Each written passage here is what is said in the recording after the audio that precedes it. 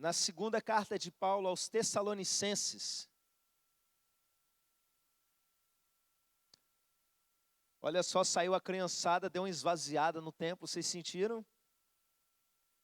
Que saudade que eu estava disso. Porque durante a pandemia, os últimos a voltarem foram eles, né? A bem da verdade, meus irmãos, é que alguns irmãos idosos ainda não conseguiram voltar, não é? E eu peço que os irmãos estejam orando por eles. Irmão Carlos, irmã Angélica, irmã Nazilde, irmão Miguel, estamos sempre em contato com eles, não é? Mas eu peço que a igreja manifeste o amor, o carinho a cada um desses irmãos. Irmã Nazilde está gripada, olha só. Orem por ela, façam contato. E temos muitos irmãos ainda gripados.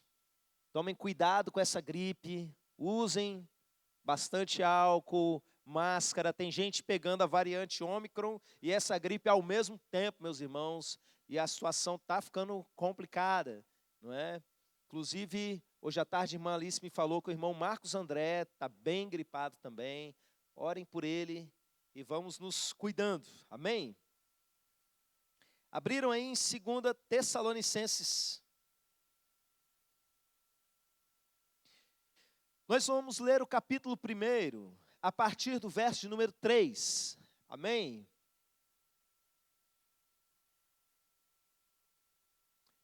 Lemos assim a palavra do Senhor. Irmãos, cumpre-nos dar sempre graças a Deus no tocante a vós outros, como é justo, pois a vossa fé cresce sobremaneira, e o vosso mútuo amor de uns para com os outros vai aumentando, a tal ponto que nós mesmos nos gloriamos de vós nas igrejas de Deus, à vista da vossa constância e fé, em todas as vossas perseguições e nas tribulações que suportais, sinal evidente do reto juízo de Deus, para que sejais considerados dignos do reino de Deus, pelo qual com efeito estáis sofrendo. Se de fato é justo para com Deus que ele dê em paga tribulação aos que vos atribulam, e a vós outros que sois atribulados, alívio juntamente conosco, quando do céu se manifestar o Senhor Jesus com os anjos do seu poder, em chama de fogo, tomando vingança contra os que não conhecem a Deus e contra os que não obedecem ao evangelho do nosso Senhor Jesus. Estes sofrerão penalidade de eterna destruição, banidos da face do Senhor e da glória do seu poder, quando vier para ser glorificado nos seus santos e ser admirado em todos os que creram, naquele dia, porquanto foi crido entre vós o nosso testemunho. Por isso também não cessamos de orar por vós, para que o nosso Deus vos torne dignos da sua vocação e cumpra com poder todo propósito de bondade e obra de fé, a fim de que o nome do nosso Senhor Jesus seja glorificado em vós e vós nele, segundo a graça do nosso Deus e do Senhor Jesus Cristo. Amém. Amém. Aleluia. Vamos orar mais uma vez. Ore por mim nesse momento. Peça para Deus falar com você através da minha vida nessa noite. Amém?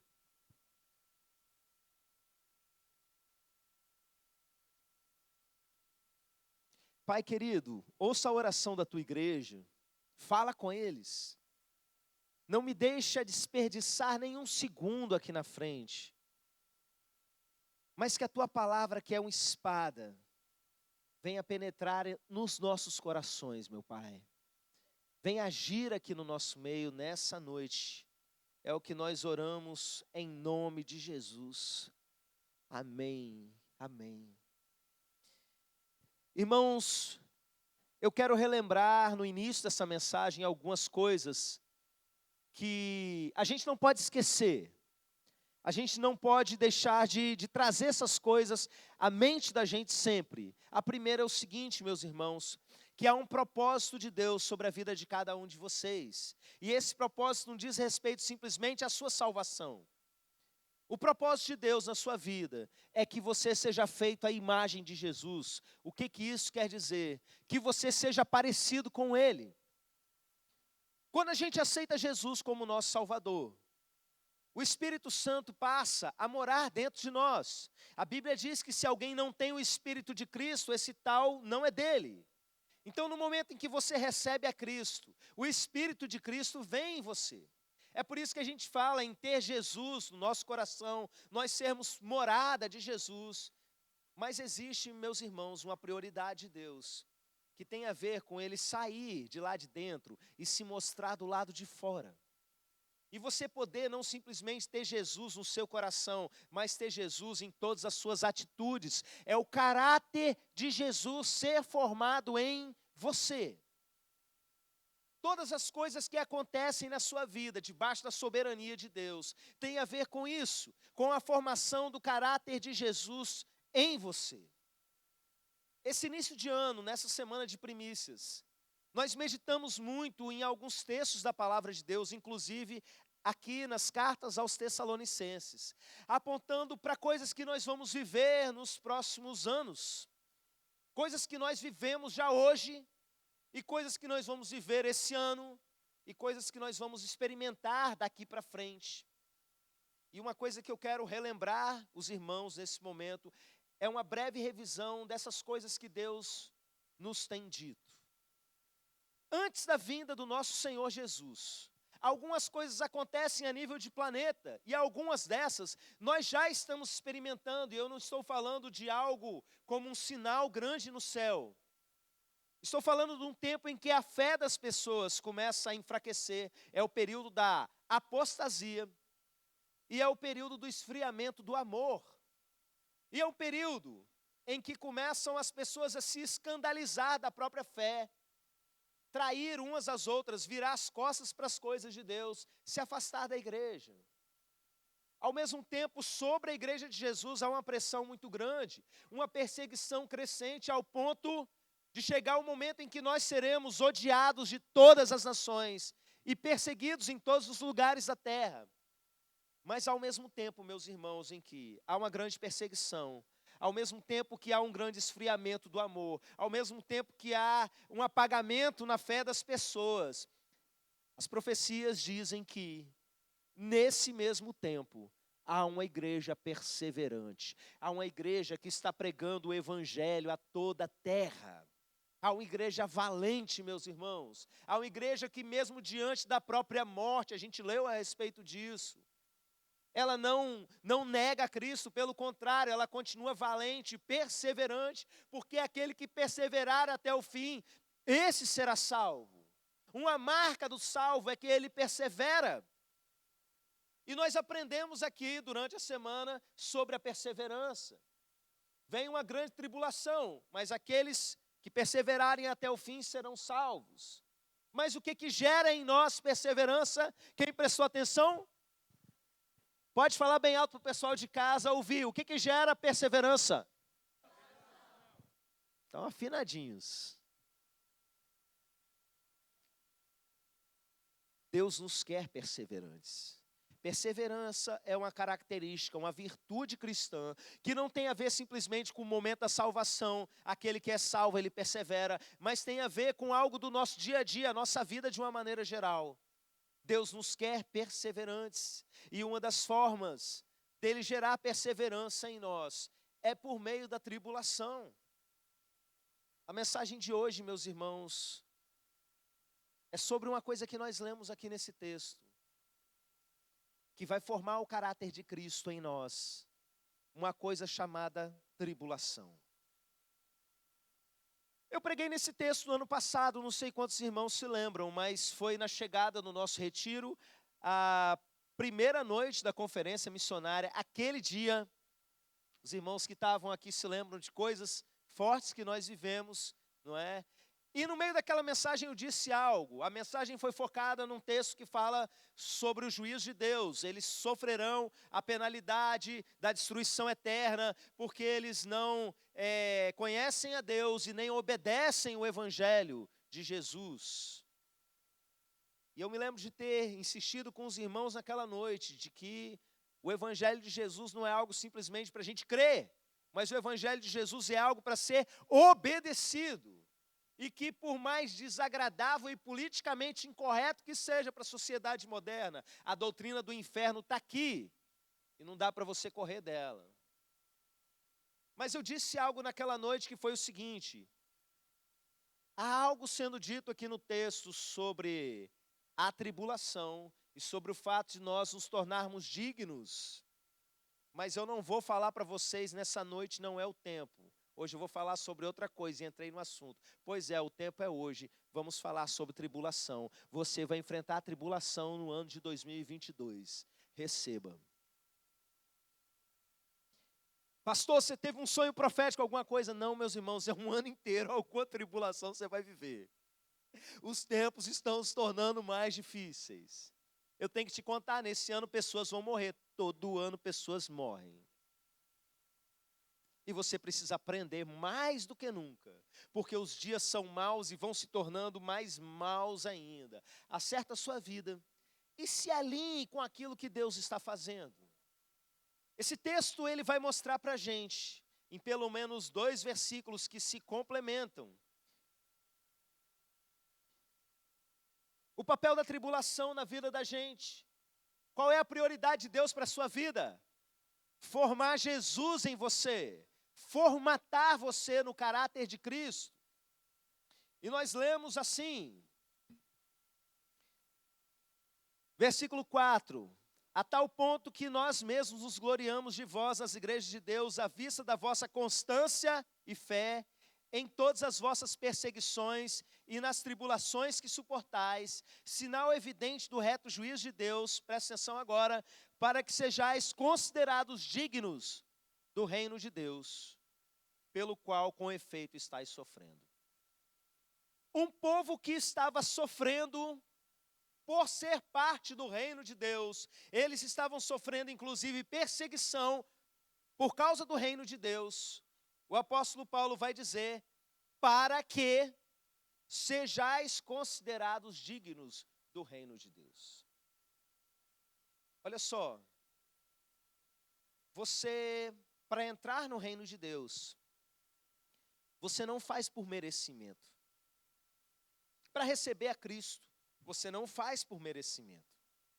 Para nascer de novo, e Jesus associou nascer de novo com esse entrar no reino de Deus, você não faz porque você é bonzinho, porque você mereceu, porque você fez por onde, como muitas religiões pregam isso. A tendência natural das religiões, eu falei para vocês aqui no decorrer da semana, é trabalhar medo, é trabalhar vergonha e é trabalhar barganha nas pessoas. As pessoas fazem trocas com Deus, trocas com a sua divindade, trocas com a entidade, oferendas para conseguir algo em troca.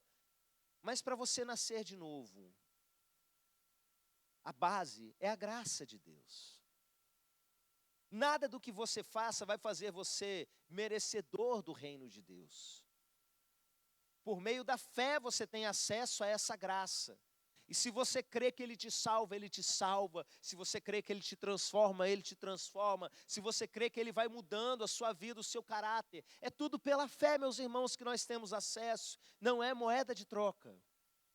Mas esse texto vai dizer para a gente que nós que não éramos dignos, Deus está nos tornando dignos. Olha que coisa curiosa. O versículo que nós lemos lá no finalzinho vai reforçar essa ideia. Quando o apóstolo Paulo vai dizer para eles que está orando por eles. Fala assim, por isso, por causa de toda essa tribulação que eles estão passando, verso 11, também não cessamos de orar por vocês, para que o nosso Deus vos torne dignos da sua vocação e cumpra com poder todo o propósito de bondade e obra de fé. Vocês estão sofrendo? Estão sofrendo, ele disse, para vocês se tornarem dignos. Aí no final ele fala assim, eu estou orando por vocês, para vocês se tornarem dignos. A igreja deve ter olhado e falado assim, obrigado, hein, Paulo? Muito obrigado, vai, ora mesmo, né? Porque está orando e Ele está tornando a gente mais digno. E como que Ele está tornando a gente digno daquilo que a gente recebeu? Tribulação. Porque a tribulação não produz na gente só perseverança, essa característica tão indispensável no cristão. A tribulação, segundo esse texto, vai tornar você mais digno do reino de Deus. Irmãos, você viver tribulação vai ensinar muito para você. Você enfrentar luta na sua vida é a verdadeira escola do Senhor. As pessoas aqui nesses dias ouviram muito o pastor Clériston pregar, não é? Uma boa parte dos irmãos estavam aqui no culto da virada. Aí no dia seguinte começou a semana de primícias, então só aí foi 8 dias direto de pregação do pastor. Aí deu uma respirada no sábado, voltou hoje, já estamos aqui de novo com outra pregação. Fora aqueles que dormiram aqui, né? Que a gente ficou conversando aí, a galera toda, até altas horas. E aí teve roda de leitura da Bíblia, eu estava aqui orando, o pessoal chama, pastor, tira uma dúvida da gente aqui. Eu tenho que te falar que um dia bem sofrido na presença de Deus, você aprende mais do que todos esses dias ouvindo o pastor Clériston. Um dia de tribulação para uma pessoa de Deus, você aprende muito mais do que um mês de pregação minha. Por isso dá valor à sua tribulação, dá valor à luta que você vai viver. As pessoas hoje estão fazendo campanhas e campanhas para tirar as dificuldades da vida. E eu quero que você entenda, meus irmãos, eu não sou contra você lutar contra as tribulações, não é isso. Mas eu quero que você entenda que nesse processo até de você lutar, de você superar tudo isso, há um ensinamento muito grande. As tribulações, às vezes, são a mão de Deus na nossa vida, para tirar a gente de coisas muito piores, para tratar a gente coisas que aula nenhuma nesse mundo vai nos ensinar. Você pode saber a teoria, mas você só vai saber viver aquilo quando você atravessar essas provações. É por isso que a Bíblia vai dizer, lá em Tiago, tem de grande alegria ao passar por muitas tribulações. Eu sei, meus irmãos, que esse processo ele sempre vai ser difícil. Mas a gente precisa encarar sempre com fé. E na certeza que o nosso Deus, ele é soberano. Deus está tratando você e preparando você para algo além, para um tempo mais difícil do que esse que nós estamos vivendo. E eu quero te dizer algo a respeito disso, que não diz respeito simplesmente a você. Pode vir, ficar com vergonha não. Ele não tem, tá vendo? É outro que já ama os altares. Glória a Deus.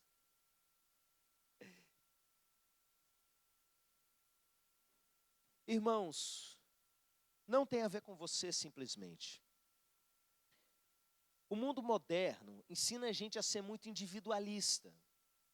A tendência de desigrejamento que a sociedade atual tem, nada mais é do que Satanás enfraquecendo as pessoas e tirando o sentimento coletivo do povo de Deus.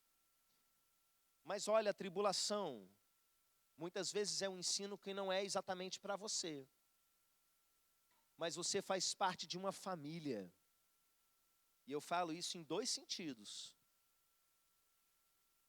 Às vezes alguém dentro da sua casa vai ser colocado numa prova muito grande, por quê? Porque vocês estão todos em um contexto só. E há um aprendizado para todos vocês. Mas, meus irmãos, quando se trata de reino de Deus, de família de Deus, de corpo de Cristo, da mesma maneira. Deus está formando o caráter de Cristo em nós. Eu vou contar uma história antiga para vocês. Algo que eu vivi lá atrás, no início do meu ministério. Esse ano eu faço 10 anos de ministério, mas meu ministério começou 20 anos atrás, pelo menos, lá na igreja de Carapebus, quando eu comecei a trabalhar com embaixadores do rei. Eu era conselheiro de um grupo de garotos de 9 a 16 anos, para quem não é desse tempo, né? é um trabalho missionário que trabalha basicamente evangelização dos meninos e formação missionária, discipulado para missões e para o reino de Deus de uma maneira geral. E nessa época eu era conselheiro desse grupo. Quando eu falo que o meu ministério começou aí, eu ouvi na época do meu pastor o seguinte, ele se referindo a esses meninos como o seu pequeno rebanho, Clériston. Aí eu olhei assim, vixe, virei pastor e nem tinha percebido. Porque eu falava, meus irmãos, que eu não queria ser pastor. Eu vi meu pai sofrendo a vida toda, né? E eu virava e falava assim, para eu virar pastor um dia, só se Deus mostrar assim mesmo, com todas as letras. Aí vira o pastor Wellington, que era o meu pastor na época, e fala assim, não, porque não sei o que e tal, você leva lá, porque esse seu pequeno rebanho. E aí eu parei para ver. E de repente, num fim de semana, eu tinha pregado já 4 pregações diferentes, para 4 grupos diferentes, mais que o pastor da igreja já tinha pregado. E eu entendi que eu tinha me tornado um pastor. E deixa para eu contar essa questão da vocação em outro momento. Eu vou contar um episódio dessa época para vocês. Eu vivi muitas coisas, sofri muita coisa de lá para cá.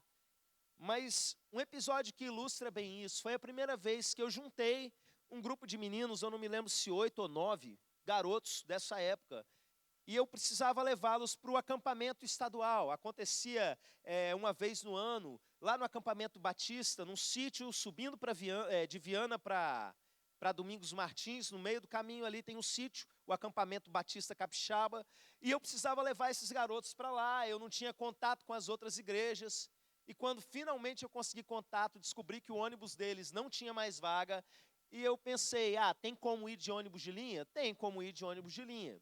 Tinha 2 possibilidades, uma fora da rodoviária, e outra que eu achei mais seguro, porque eu estaria sozinho, com esse tanto de garoto, dentro da rodoviária de Vitória. Eu contei essa história aqui há muitos anos atrás, acho que um ou outro deve se lembrar ainda disso que eu contei. E meus irmãos, lá fui eu de Transcol, em plena sexta-feira à tarde, os ônibus lotados, com aquela renca de filho, e cada um deles com uma mala gigante, não é? Um deles, a mala era maior do que ele, e vai a gente, passando a roleta, passa as malas, conta os meninos, desce do ônibus, conta os meninos, conta as malas, pega outro ônibus, vai, até que a gente chegou lá na rodoviária de Vitória. Eu era muito garoto, né? E nunca fui muito alto, vocês imaginam a cena. E meus irmãos, a gente chegou ali, tudo dando certo, graças a Deus, chegamos na rodoviária, comprei as passagens. Na hora que a gente foi entrar no ônibus, o motorista do ônibus parou a gente, pediu para ver documento de todo mundo, autorização dos pais de todo mundo, e eu estava preparado, fui mostrando tudo ali para o motorista, mas chegou lá nos 2, 3, a autorização estava ok, mas a certidão era xerox, e o cara não aceitava xerox da certidão. Aí falou, vai lá conversar com o juiz, tem um juiz de plantão lá na rodoviária, né? Aí eu, beleza, juntei os meninos e fui lá conversar com o juiz. Enquanto eu conversava com o juiz, o ônibus foi embora. E volto eu lá no guichê reclamar, o ônibus foi embora e deixou a gente aqui, não sei o que e tal. Eu quero dinheiro de volta para eu poder comprar a passagem para o próximo. Aí a moça me pediu a passagem, virou o verso da passagem e mostrou aquele monte de letrinha pequena assim, devolução só com 3 horas de antecedência. Não depois que o ônibus já saiu. E como é que eu viro para os meninos e falo, acabou.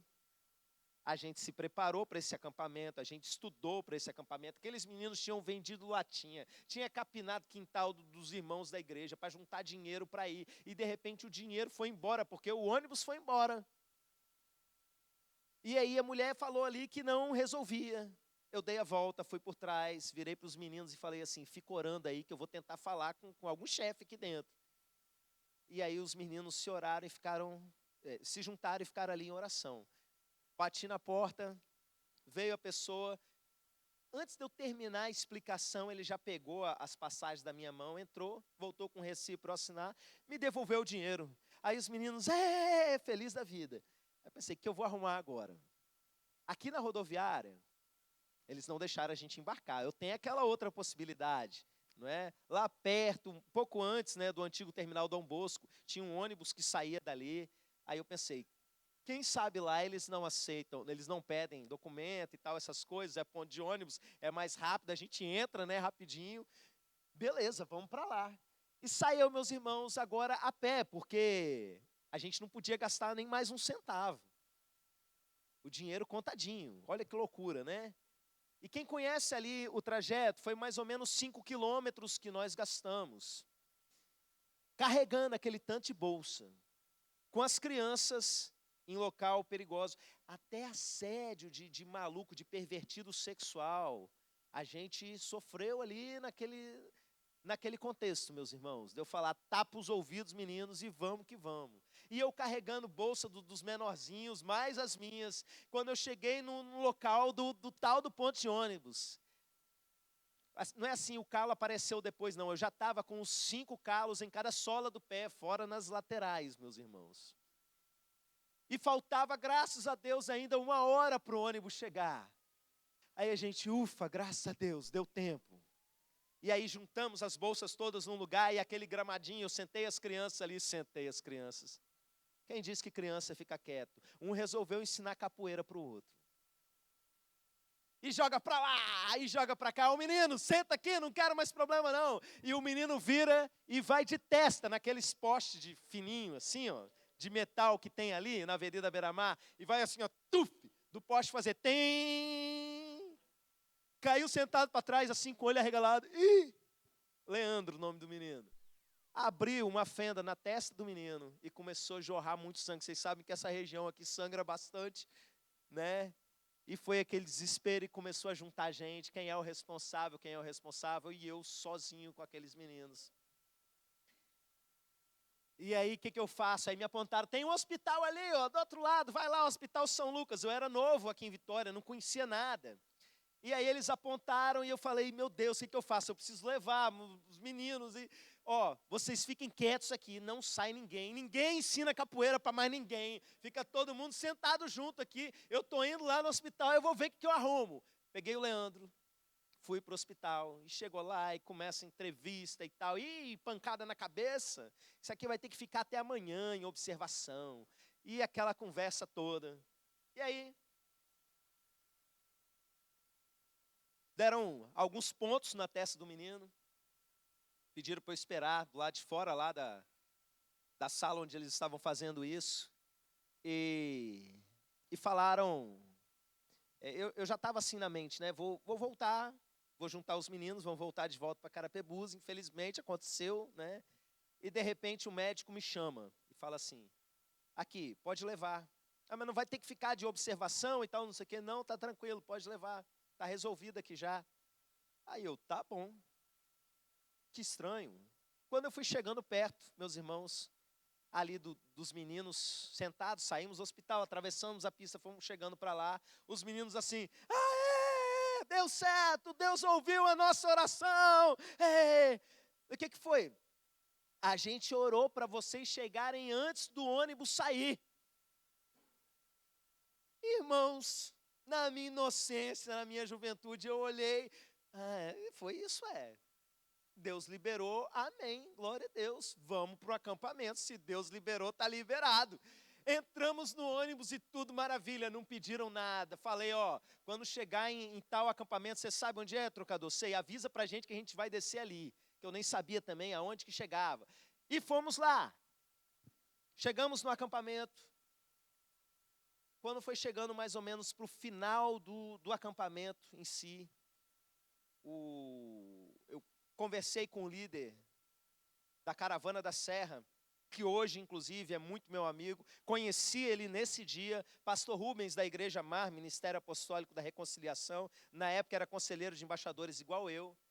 E ele percebeu que eu estava muito aflito, e eu ia voltar com os meninos de ônibus, ia para a beira da BR-262, né, esperar passar um ônibus para vir de volta, descer na rodoviária, pegar ônibus e voltar.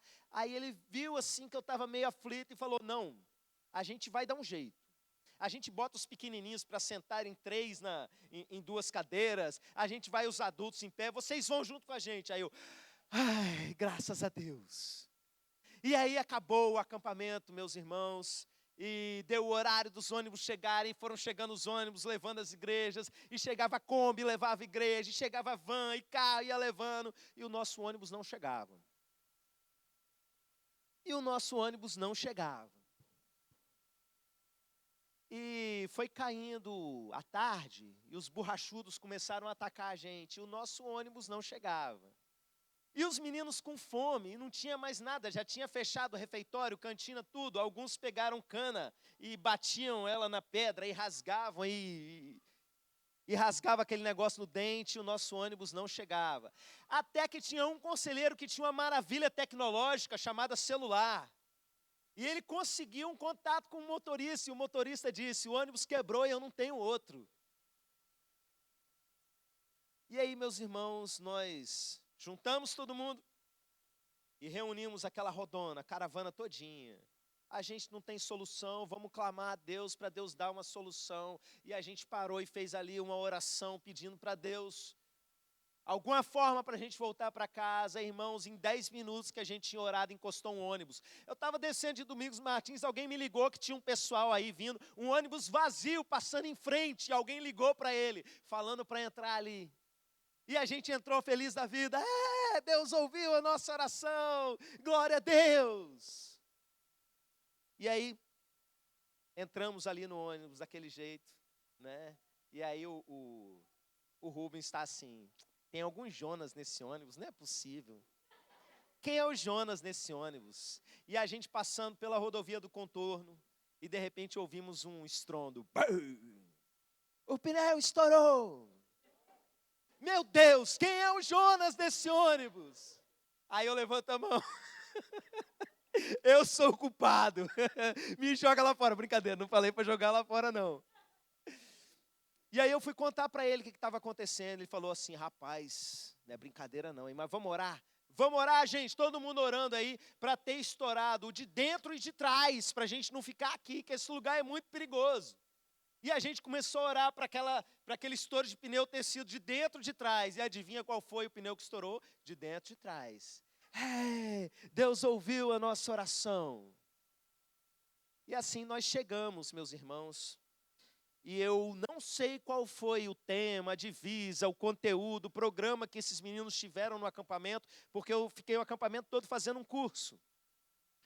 Mas eu sei que naquele dia eles aprenderam sobre oração. Aquele fim de semana, eles tiveram uma aula no meio da tribulação, a respeito de algo que eu já sabia, oração. Mas eu estava no meio, eu que estourei meus calos todos, né? Eu que passei esse aperto todo, eu que tive que depois virar para a mãe, levar lá no domingo à noite, todo mundo desesperado, porque a gente não tinha nem como dar notícia, não tinha celular, e eu levar um por um em casa e levá-la para a mãe. Que é isso na testa dele? Então, ele sofreu um acidente na ida, e eu levei assim mesmo, e ele entrou na piscina assim mesmo, meu Deus do céu, mas está aí, né? Deus tinha algo para ensinar para eles, e os anos se passaram, e um dia eu estava voltando para casa, tarde da noite, quando eu morava ainda lá em Carapebus, pouco antes de casar, e eu chegando em casa, a minha rua totalmente escura, e um grupo de garotos se aproximou. Eu apertei o passo, eles vieram andando atrás, estavam andando atrás de mim. E aí eu fui andando mais rápido, e aí um falou assim, Cléristo, Cléristo. Os meninos me chamaram pelo nome, eu virei e não conhecia nenhum deles. E aí eles perguntaram assim para mim, aqui, naquele dia lá, quando o cara lá do ônibus falou que não ia devolver o dinheiro, o que você pensou? Aí eu fiquei olhando assim, são os embaixadores já de outra geração. Daqueles meninos que estavam comigo, um já tinha se tornado líder e já tinha ensinado aquilo que ele tinha aprendido na tribulação para outra geração de meninos que estavam ali me esperando passar para saber mais da história. Olha que doideira. É por isso que a Bíblia diz, tem de grande alegria ao passares por várias tribulações.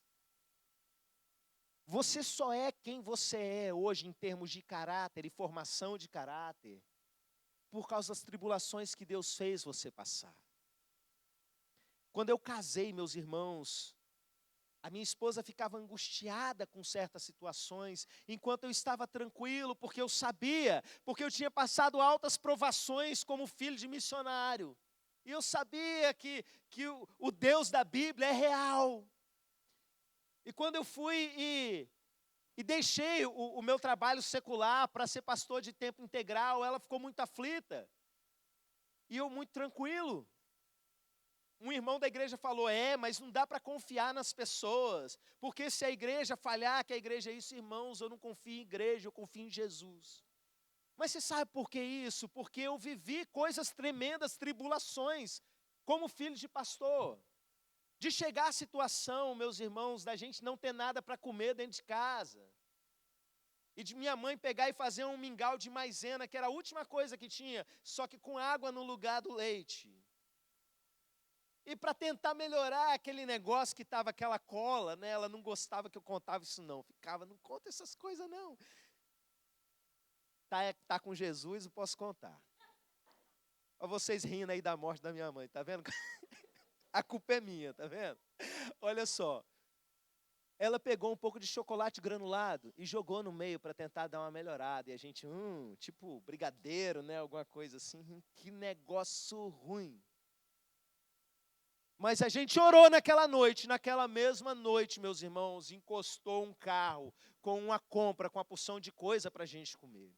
Isso não aconteceu uma vez só. O episódio da maisena foi uma vez, mas coisas semelhantes a essa, da gente orar e Deus agir, era a nossa rotina, meus irmãos. Então eu conheço a Deus, não de informação sobre Deus, mas de caminhar com Ele. Aonde? Na tribulação. É no percurso. Irmãos, eu tenho visto muita gente falando aí em pregações, internet afora, a respeito de processos, porque os processos da vida. Mas eu acho que esse pessoal muitas vezes está focado no processo do seguinte sentido, de uma realização pessoal, de algo que você vai conquistar, de um sonho realizado e coisas desse tipo. Deixa eu te falar qual é o processo. Quando o apóstolo Paulo fala aqui aos Tessalonicenses, ele está falando, quando o Senhor vier, Ele vai nos trazer alívio e castigo a esses outros. O processo que nós estamos vivendo não tem a ver com você construir a sua casa ou comprar um carro, embora tudo isso faça parte. Presta atenção, o processo é o caráter de Jesus em você. O processo que Ele está fazendo em nós é aquilo que eu comecei dizendo lá no início da mensagem. E a gente não passa por isso sem prova. A gente não passa por isso sem enfrentar situações difíceis, tempestades. Os discípulos olhavam para Jesus de uma maneira quando entraram no barco. Mas quando eles foram sair, o que saía dos lábios deles era: quem é esse? Quem é esse que até os ventos e o mar o obedecem? Você entra de um jeito no meio da tempestade, aí você conhece, uma face do Senhor é revelada a você.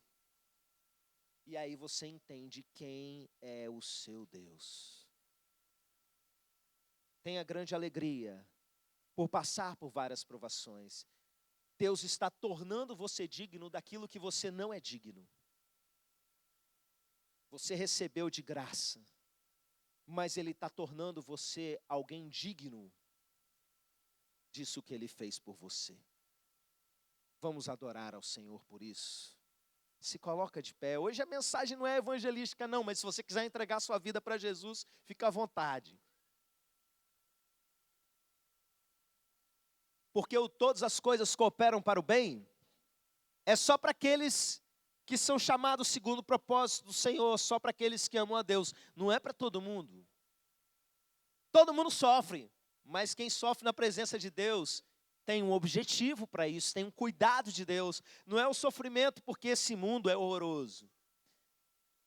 Então você que está longe da presença de Deus, aproveita esse momento, entrega a sua vida para Ele. E vem adorar com a gente. O Ministério de Louvor vai ministrar uma canção de adoração nesse momento. E nós vamos louvar ao Senhor pelas tribulações que nós vivemos. E nós vamos louvar ao Senhor pelas tribulações que nós vamos viver. Amém.